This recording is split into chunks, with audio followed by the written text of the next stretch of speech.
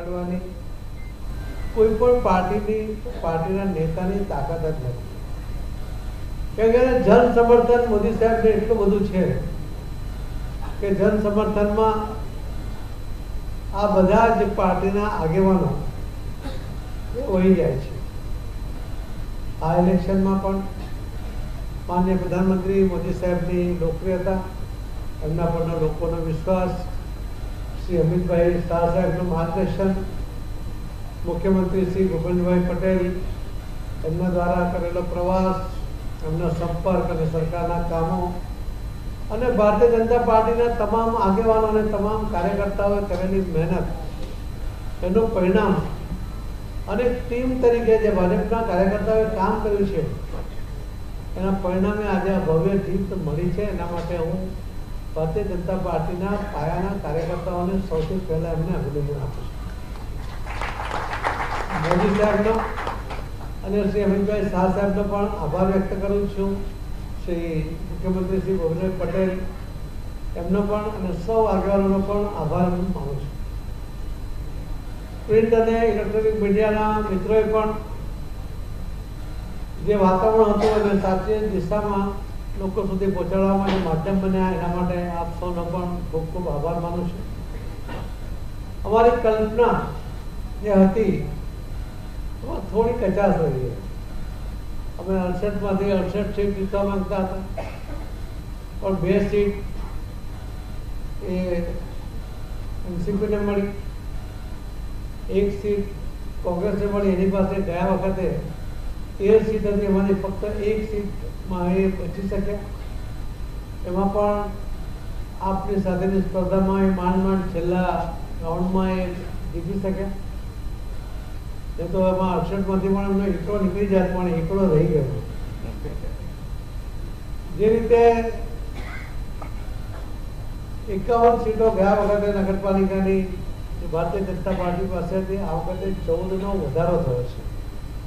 60 સીટો અમે clear cut જીત્યા છે, જંગી બહુમતી સાથે જીત્યા છે.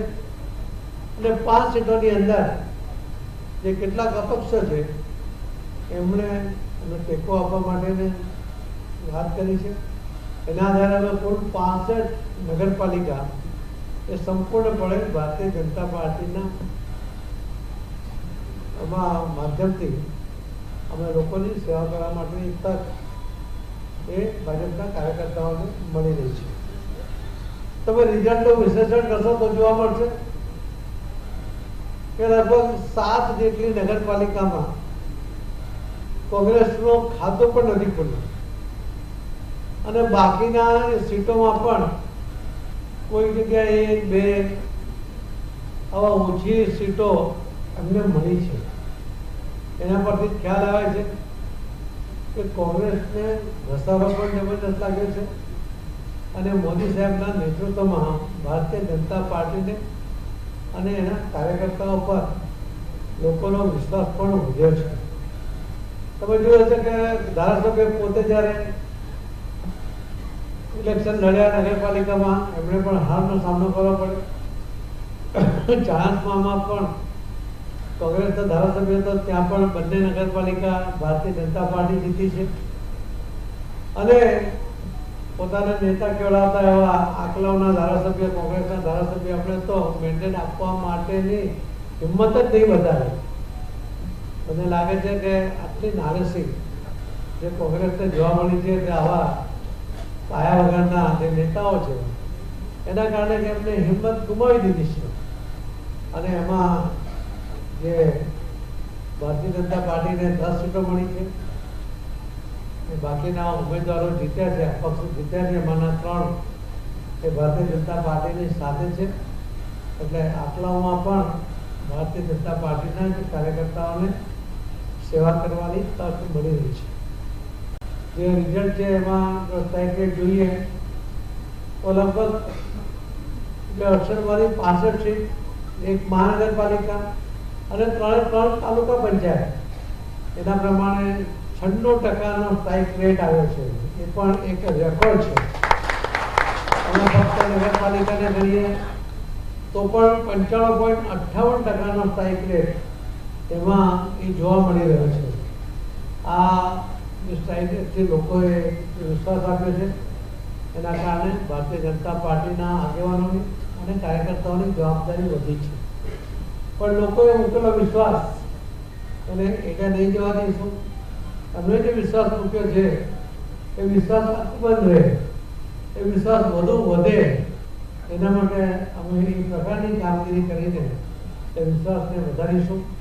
મને લાગે છે કે આવનારા 10 મહિના પછી જે મહાનગરપાલિકા જૂની 8 અને નવી 9 કરીને જે 17 જેટલી મહાનગરપાલિકાના ઇલેક્શન છે એનો રિઝલ્ટનું પ્રતિબિંબ એ આજે આપણને આ રિઝલ્ટમાં જોવા મળી રહ્યું છે. આજે ભવ્ય વિજયને કારણે અમારી જવાબદારી જે વધી છે એટલા માટે અમે જીતેલા ઉમેદવારોને પણ અને સૌ કાર્યકર્તાઓને પણ આ વિજયને વધામણા ચોક્કસ કરે, પણ જવાબદારી વધી છે, લોકોનો વિશ્વાસ વધ્યો છે. વિશ્વાસ જાળવવા માટેનો પ્રયત્ન પણ સાથે સાથે સભાનપણે કરે એવો અમે સૂચના પણ આપી છે અને હજુ પણ આપીશું. લોકોના વિશ્વાસને ટકાવવા અને વધારવા અને એમના મૂકેલા વિશ્વાસને સાર્થક કરવા માટે સરકાર અને સંગઠન બંને સાથે મળીને કામ કરશે અને આ ગુજરાતનો વિકાસ એ વધુ વેગવંતો બને એના માટેના સફળ પ્રયત્ન આપ સૌના સાથે રહીને અમે કરીશું.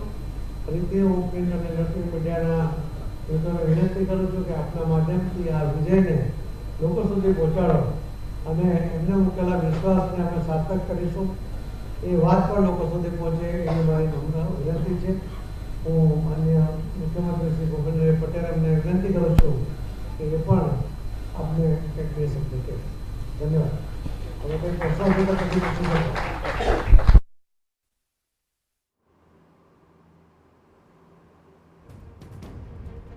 તો CR પાટીલે મોટું નિવેદન આપ્યું. 68માંથી 68 બેઠકો માટેની આશા હતી. જો કે આ ભાજપની ઐતિહાસિક જીત કહી શકાય. લોકોનો ભરોસો વધ્યો છે, એની સાથે જવાબદારી પણ વધી છે. આજની પ્રેસ વાર્તામાં